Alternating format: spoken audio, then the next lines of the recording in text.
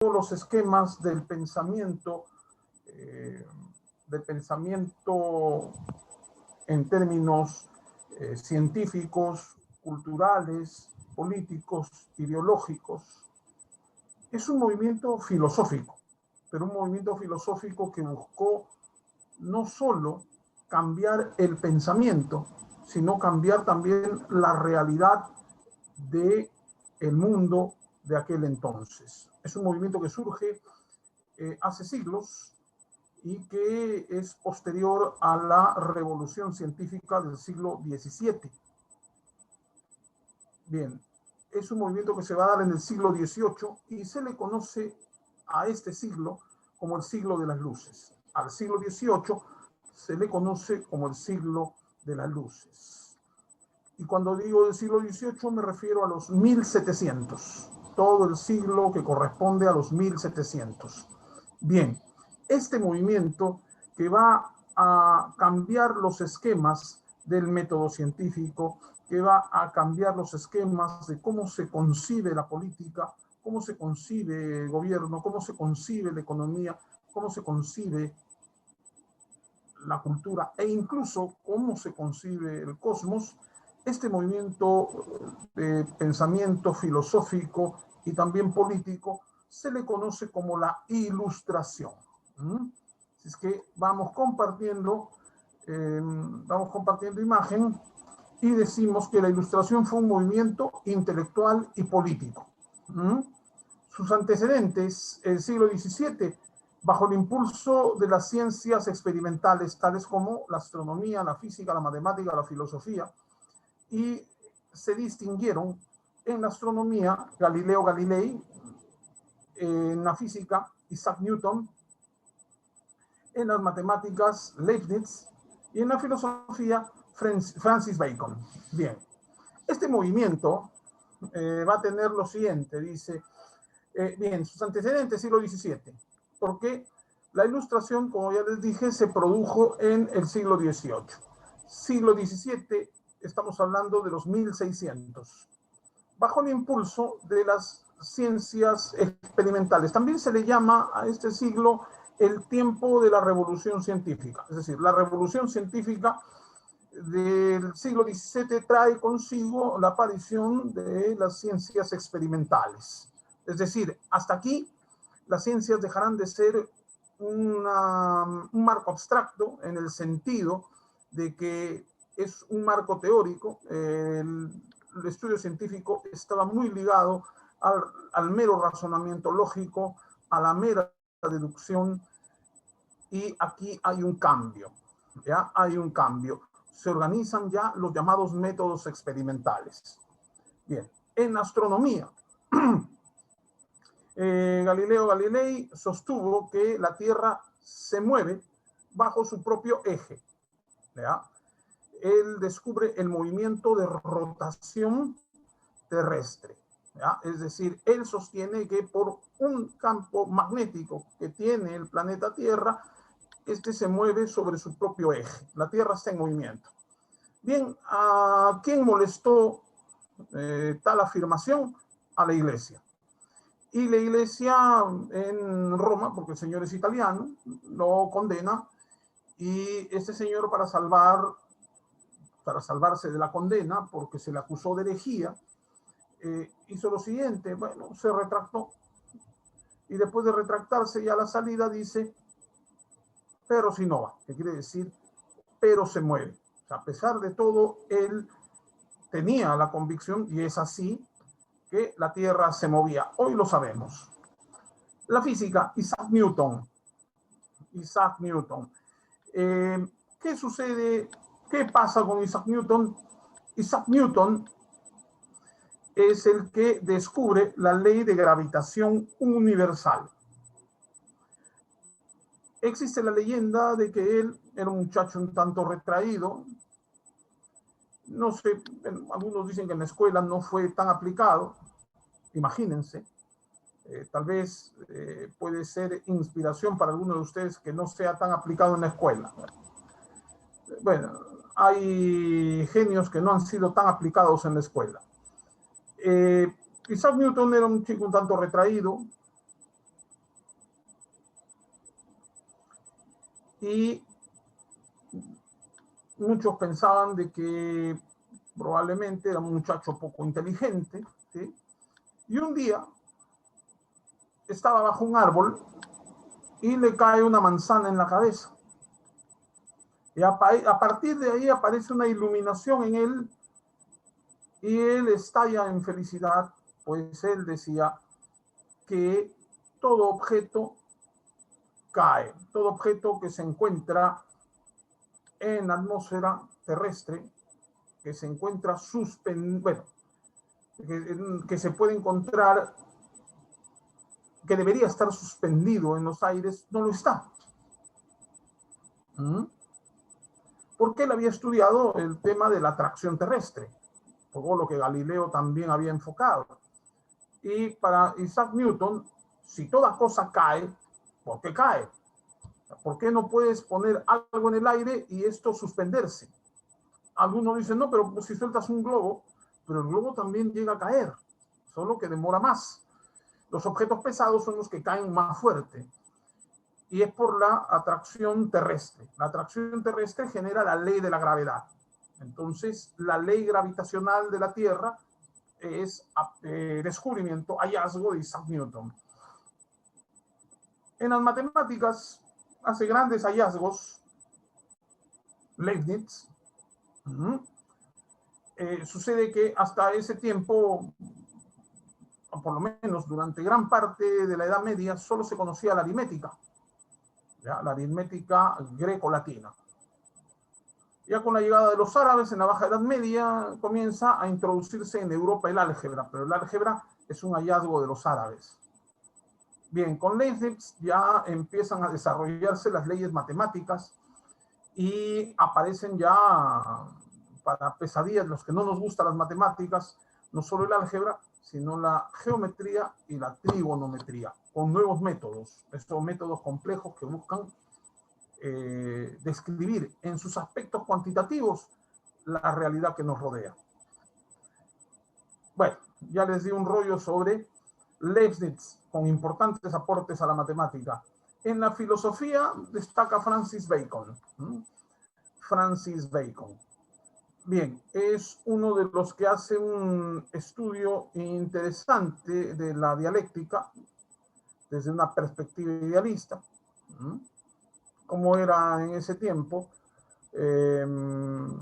importantes aportes de Francis Bacon, quien tiene, bueno, entre las cosas más importantes de Francis Bacon es que él toma del método experimental para explicar la realidad. Es decir, tiene una perspectiva filosófica en la cual sostiene que debe aplicarse un método filosófico tomando en cuenta la experiencia, lo que uno puede observar. Entonces es un gran aporte al método filosófico.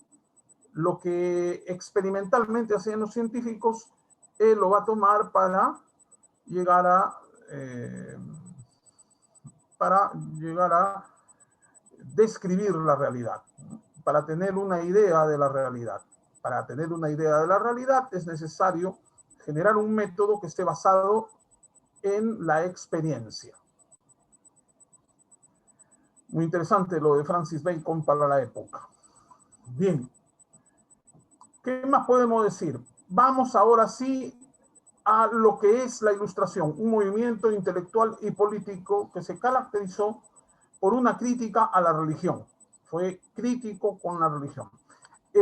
Antes, con esto de la revolución científica, si bien en el caso de Galileo Galilei, estar muy cerca de la iglesia casi le cuesta la vida, en el caso de Francis Bacon, no, porque aprovechó de que había protestantismo, es decir, había una oposición a la iglesia en Inglaterra y eso le ayudó de alguna manera, ¿no? A Isaac Newton, a Francis Bacon y a Leibniz no tuvieron tantos problemas porque el protestantismo generó un vacío de control de la iglesia porque les permitió difundir sus ideas. En el caso de Galileo Galilei, sí, él estaba en un país, vamos a decir, Italia como tal no existía, pero vamos a decir que al ser italiano estaba en un país católico, y por lo tanto él sí tuvo que enfrentar a la iglesia por sus ideas, por sus aportes básicamente científicos. Bien, la Ilustración fue un movimiento intelectual y político, una crítica a la religión. Bien, una fe ciega en la razón. Lo que trata la Ilustración es de dejar a un lado los dogmas e interpretar la realidad a partir de la razón. Una crítica al despotismo. A ver, una crítica al despotismo, es decir, al absolutismo monárquico de ese tiempo. Una fe ciega en la ciencia.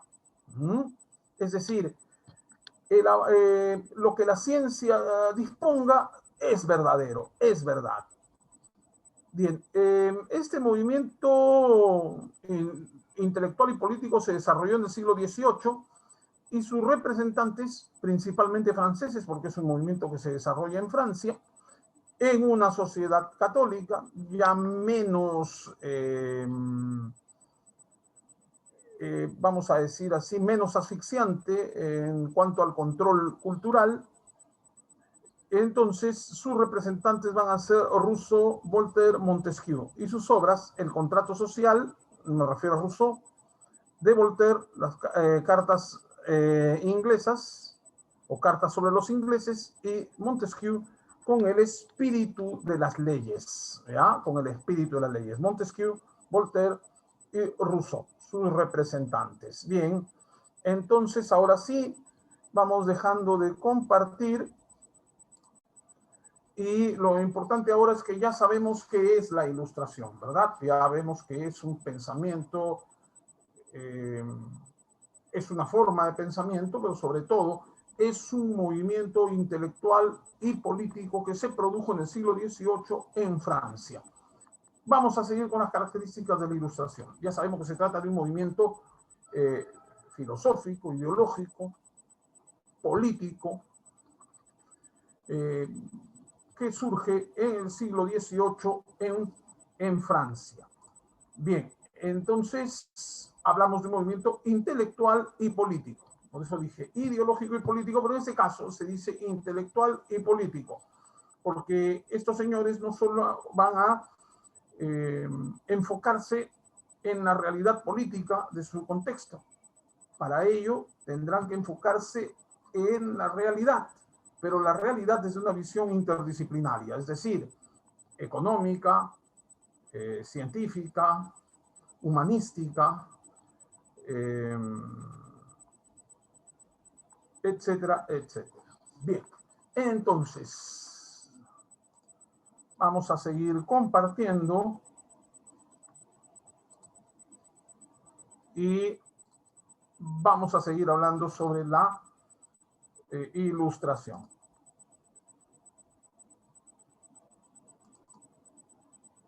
Bien, y ahí tenemos, ¿ya? La Ilustración. Y acá tenemos un concepto más amplio. Dice, la Ilustración es un movimiento intelectual y científico del siglo XVIII y pretende ilustrar la sociedad medianamente la difusión de la técnica, las artes y el pensamiento. Es causada por cambios socioeconómicos como el crecimiento de la administración, el comercio y la industria. Los estados se vuelven más complejos y también, por otro lado, van surgiendo las empresas. Es decir, lo que van a hacer posteriormente las empresas. Vamos a decir una suerte de protoempresas. Hay un desarrollo del mercantilismo. Ya no solo el mercantilismo, este va a ir dando paso al capitalismo. Entonces, bueno, en realidad entre el mercantilismo y el capitalismo hay una relación muy estrecha, solo que el capitalismo es una versión más evolucionada del mercantilismo. Entonces, decimos el crecimiento de la administración se refiere a estados cada vez más sofisticados para administrar para administrar sus recursos, el comercio hay un crecimiento de la actividad comercial y también un crecimiento de la actividad industrial. Los complejos artesanales van a ser desplazados por las fábricas. Crecimiento de ciudades, organización estatal más eficiente. Entonces decimos crecimiento de la administración, el comercio y la industria.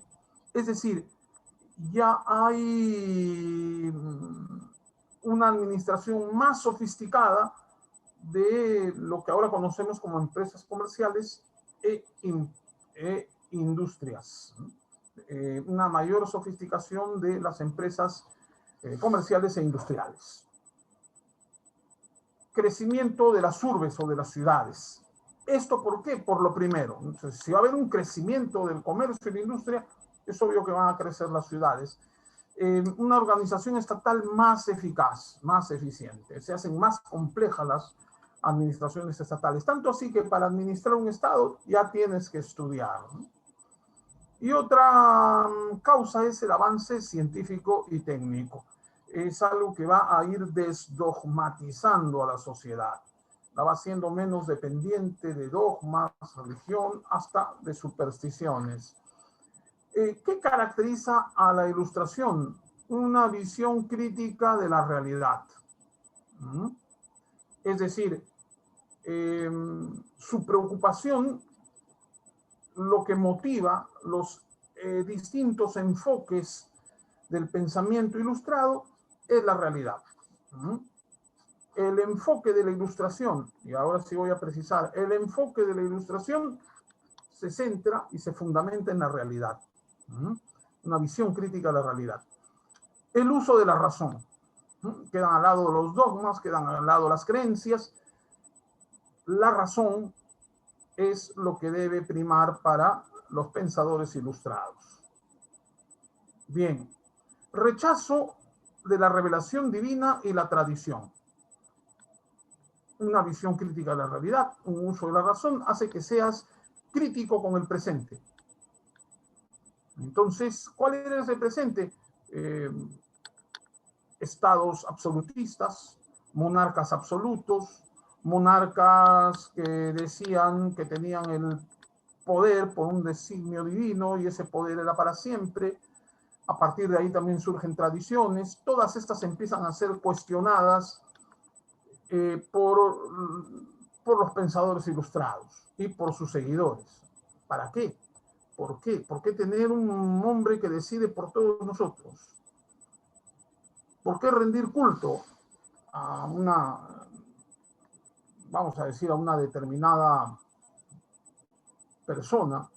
Porque dice que Dios le encomendó algo. Entonces ya comienza el ser humano a cuestionarse si eso es así, si en realidad es así, por qué tiene que ser así, en fin. Se caracteriza porque ven a la historia como progreso, es decir, la historia es una construcción como, a ver, se las voy a describir así, como una escalera, ¿no? Un peldaño 1, segundo peldaño, tercer peldaño, cuarto peldaño, hasta llegar al segundo piso. La historia es un progreso a partir de secuencias, un avance, ¿ya? Un peldaño sobre otro para que la humanidad alcance el avance y ese avance la lleve al bienestar. La historia como progreso. Libertad. Sociedades poco libres, sobre todo por el pensamiento que se tenía en esa época. Hay algo que siempre dijo la Ilustración: la verdad hará libres. Entonces, para ellos la verdad surge a partir de una visión crítica de la realidad, el uso de la razón. Eso los lleva a rechazar la revelación divina y la tradición. Sostienen que la historia debe encaminar al progreso, y todo ello lleva a que para conseguir eso tienes que actuar con libertad, necesitas libertad. Y luego viene el reformismo político moderado con el despotismo ilustrado, en una primera fase, porque después ya surgen las revoluciones burguesas. Bien, todo esto entra en contradicción con las ideas que sustentan el antiguo régimen. Y como lo hemos visto antes, el antiguo régimen es justamente esas monarquías absolutistas, ¿ya? Esas monarquías absolutistas. Bien. ¿Y qué sustentaba también esas monarquías absolutistas? Ideológicamente eran sustentadas en gran parte por la Iglesia. Bien, ¿quiénes van a ser los representantes? A ver, vamos a ver sus antecesores. Bueno, pensadores británicos del siglo XVII, que sostienen la sociedad es un contrato voluntario entre individuos, ¿ya? No es designio, o sea, en la sociedad no se construye por designios de, no, es un acuerdo, un contrato que los individuos sostienen de manera voluntaria. Los individuos deben sostener quién gobierna, quién manda y a quién seguir. Dicen, por lo que el mejor sistema político es el que proporcione mayor felicidad a un mayor número de individuos, pudiendo ser la monarquía absoluta o la monarquía limitada. Obviamente, una monarquía absoluta con un rey que tenga los pies en la tierra y que sepa que tiene que beneficiar a la población. Esa es la idea de Thomas Hobbes. Mientras John Locke iba más allá. Una monarquía ilimitada. Hay algo interesante, son pensadores materialistas. ¿Ya? Son los primeros pensadores materialistas. Los primeros pensadores que buscan romper con el dogmatismo, con cualquier tipo de dogmatismo. Entonces, Thomas Hobbes es más pragmático. Dicen, hasta ahora se conoce la monarquía absoluta y hay que gobernar con la monarquía absoluta, pero con un rey lúcido, un rey que también vea por el bienestar del pueblo. Pero de todas maneras tiene que haber una autoridad fuerte. John Locke era progresista, ¿no? Era un materialista progresista. Él decía que la monarquía debe limitarse para generar un equilibrio de poderes. Es la mejor forma de gobernar y la manera más inteligente. Luego van a tener como representantes medulares a los ilustrados franceses del siglo XVII, como Montesquieu, que con su obra El espíritu de las leyes propone la división de poderes. ¿Ya? A través de su obra El espíritu de las leyes propone la división de poderes. La división de poderes iba a llevar a un equilibrio de poder. El rey o el presidente o el gobernante no iba a hacer lo que le da la gana. Se iba a ver visto limitado por quien genera las leyes, que son otros señores, y quienes administran justicia, que también son otros señores. Entonces, hay quien hace la ley, hay quien la ejecuta y hay quien administra justicia en base a esas leyes. Por lo tanto, ahí hay un equilibrio. La mejor forma es que haya un gobernante que gobierne con división de poderes. Eso limita el poder de la persona que gobierna. Y por lo tanto, permite consensos, permite que escuche al pueblo. El barón de Secondat, Montesquieu. Luego tienen a Voltaire. Jean-Marie Auret, conocido como Voltaire, es su seudónimo. Abanderado de la libertad política y la tolerancia religiosa. Él, en cartas de Inglaterra o cartas sobre los ingleses, él va a proponer una monarquía parlamentaria, va más allá de la monarquía limitada. Sostiene, ¿por qué?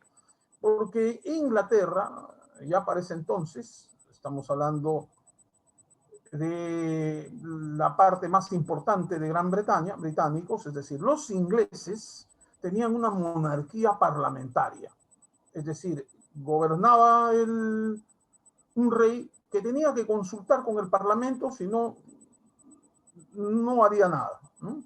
Entonces, ya para el siglo XVIII, los ingleses tenían una sólida monarquía constitucional. Y él ponía como ejemplo para Francia a los ingleses con una idea de libertad política, porque permiten renovar el parlamento con distintos sectores de la sociedad, y el rey se ve limitado por ese parlamento.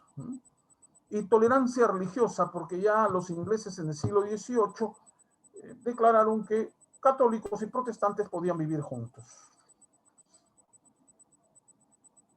Rousseau, Jacobo Rousseau, el pensador más, el pensador medular, El mayor referente de la Ilustración es Juan Jacobo Rousseau. Y este pensador fue precursor de la democracia con su obra El contrato social. Él sostenía que el poder se otorga a través de un contrato social, un contrato que suscribían los individuos, algo como lo que sostuvo John Locke, pero de manera más detallada, de que el poder se otorga a través de un contrato entre los individuos de una sociedad. Y si el gobernante no lo cumple, pues este contrato debía cumplirse. ¿De qué manera? El pueblo podía elegir otro gobernante. También como representantes tienen ustedes a los economistas del siglo XVIII. Si tú vas a plantear una nueva sociedad, no solo tienes que pensar en cómo cambiar la mentalidad de la gente. Para eso está la ciencia, para eso también está el conocimiento. Bien, para eso también está cambiar la realidad, es enfocarse a la política, sino también ir a la base de la sociedad, a la base de las relaciones sociales. La base de las relaciones sociales, la base de las estructuras políticas que se erigen sobre una determinada sociedad, lo constituye la economía. Los economistas del siglo XVIII, entre los que destacan los fisiócratas franceses del siglo XVIII, cuyas ideas son la riqueza proviene de la tierra y la no intervención del Estado. ¿Ya? Son fisiócratas, viene de físico, entonces sostienen que la riqueza proviene de la tierra, le dan un valor importantísimo a la agricultura. Y también Adam Smith, es un clásico de la economía del siglo XVIII, el que plantea sus tesis económicas que inspiran a los liberales. Con Adam Smith surge la economía clásica contemporánea, sobre la que sienta sus bases el liberalismo económico, cuyas ideas son la búsqueda del interés individual aumenta la riqueza colectiva. La búsqueda del interés individual aumenta la riqueza colectiva. ¿Qué quiere decir? Si cada individuo quiere ser próspero, entonces todos los individuos o la mayoría de los individuos se esforzará individualmente por ser prósperos. Y eso a su vez devendría en una riqueza del conjunto, del colectivo, de la sociedad. El trabajo como principal fuente de riqueza, mientras que los fisiócratas decían que la tierra es la fuente principal de riqueza, para Adam Smith es el trabajo. El trabajo es el que genera riqueza. Y además plantea la ley de la oferta y la demanda. Oferentes, es decir, los que ofrecen los productos, los que producen para ofrecer sus productos, y los que van a consumir. A partir de esa relación se establecen los sistemas económicos a proponer e implantar. Eso es lo que sostiene Adam Smith. ¿Ya? ¿Está bien, chicos? ¿Hasta ahí entendieron?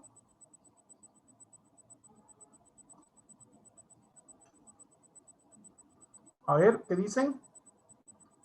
Sí, profe. Sí, a ver. Muy bien. Claro. Ya. Ok. Bueno, si me permites unos 3 a 5 minutos después de las 5, estaría bien, porque voy al tercer gráfico que voy a explicar. Ya. Bien, como pueden ver, lo más importante es que la ilustración es insumo para las revoluciones burguesas. ¿No? Quiere decir insumo. Es el pensamiento el que organiza las revoluciones. Las revoluciones se generan por el pensamiento, por la ideología, y la ideología de la Revolución Francesa se plasma en la ilustración. O mejor dicho, lo que propusieron los ilustrados se plasmó en la Revolución Francesa.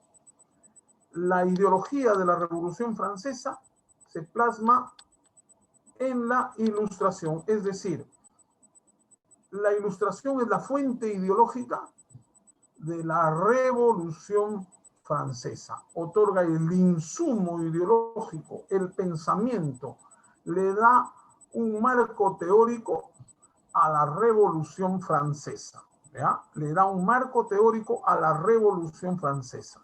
Las ideas de la Ilustración influyen de manera decisiva en la independencia de Estados Unidos, en la Revolución Francesa y en las revoluciones liberales del siglo XIX, que veremos luego. ¿Ya? Ok, vamos a continuar y esta vez vamos con un último gráfico. Bien, vamos a ver cuáles justamente son las características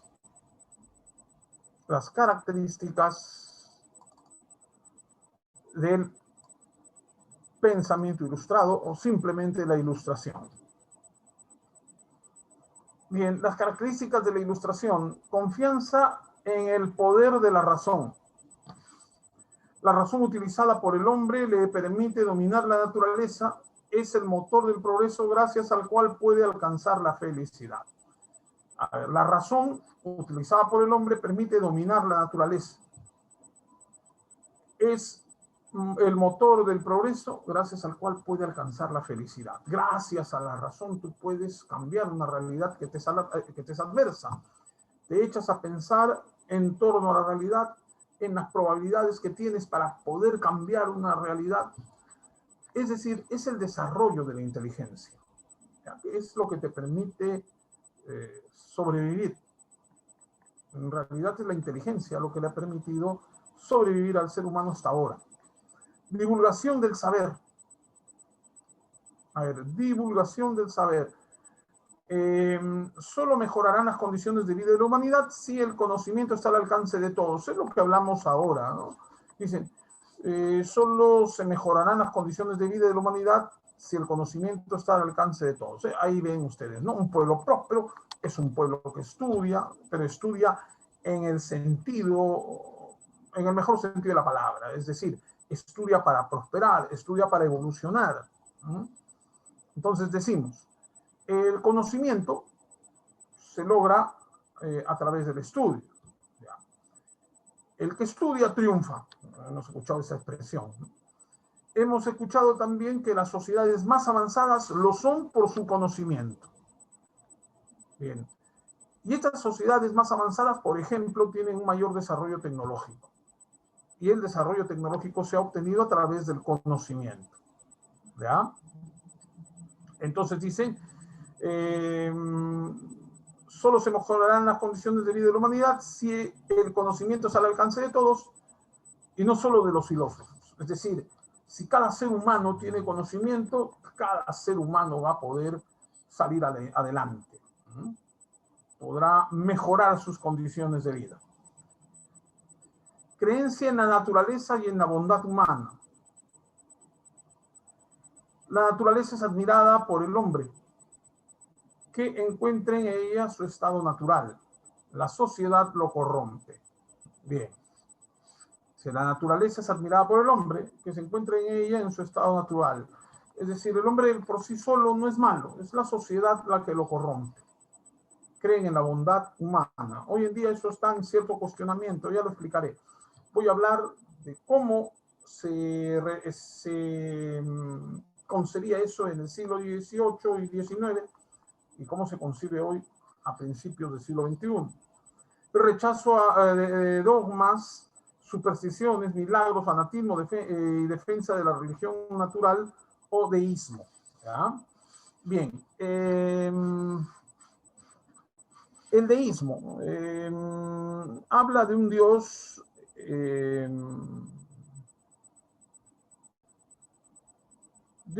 que, a ver, más o menos me lo dijeron así, el deísmo. Deísmo, porque lo otro es ateísmo, ¿no? El deísmo. A ver. Entonces, nosotros vamos a ver acá algo importante, el rechazo a los dogmas, ¿no? El rechazo a las creencias religiosas.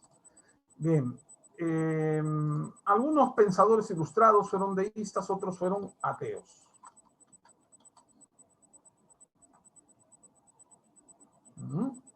Entonces, es el concepto, el deísmo, el concepto religioso o postura filosófica que tiene como creencia la existencia y la naturaleza de las deidades o deidad suprema a través de la razón y la experiencia personal.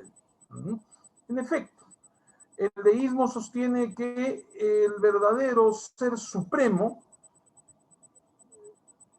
es el estado natural, la naturaleza que nos rodea, que está a disposición del hombre.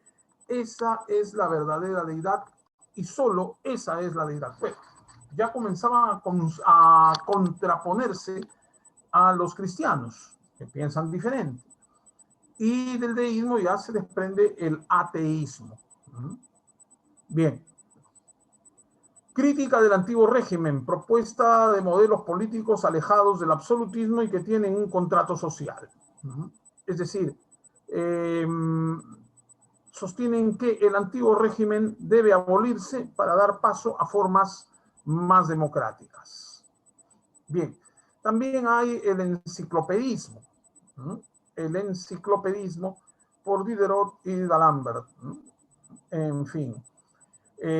¿Por qué enciclopedismo? Porque él integra las ciencias. La percepción de la ilustración es que el conocimiento no debe estar tan separado, el conocimiento debe ser integral. ¿No? El conocimiento debe ser integral. Bien. Algunas cosas más de las que podemos hablar.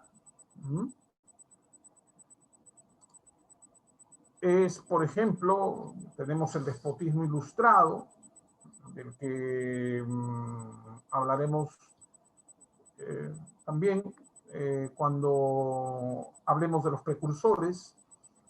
Y bueno, tienen ustedes la enciclopedia, o el enciclopedismo. Bien, el enciclopedismo.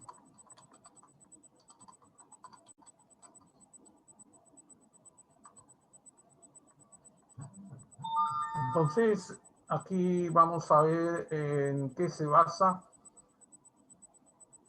el enciclopedismo.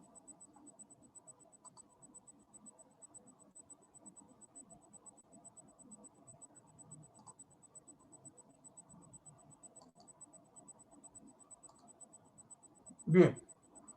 Entonces, una vez más, vamos a compartir ya lo último.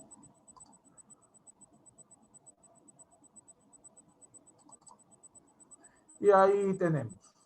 ¿Ya? ¿Están compartiendo? ¿Están viendo la imagen? Sí, profe. Sí, profe. Muy Sí, bien. profe. Entonces, sí, en efecto, ahí tenemos la ilustración del enciclopedismo.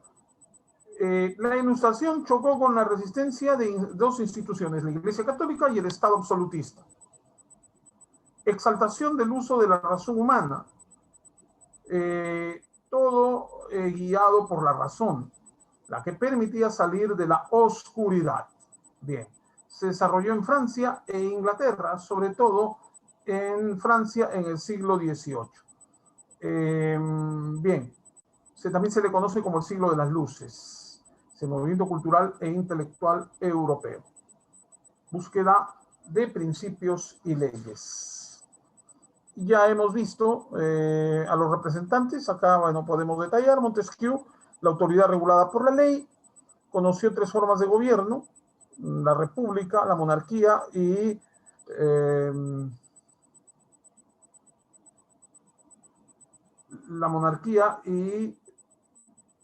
estamos hablando, por ejemplo, acá también de la división de poderes. A ver, la monarquía, a ver, la república, monarquía y la despótica planteó la división de poder. El legislativo da leyes, el ejecutivo ejecuta la ley y el poder judicial hace cumplir las leyes. Entonces, Montesquieu hablaba de una república o de una monarquía constitucional también, y también de las monarquías despóticas. Voltaire, educación es la que permitirá el progreso de la sociedad. La sociedad donde está la sociedad está la libertad religiosa y económica. Políticamente planteaba un gobierno parlamentario. Científica y filosóficamente planteaba la utilización del método. El que hablaba Bacon.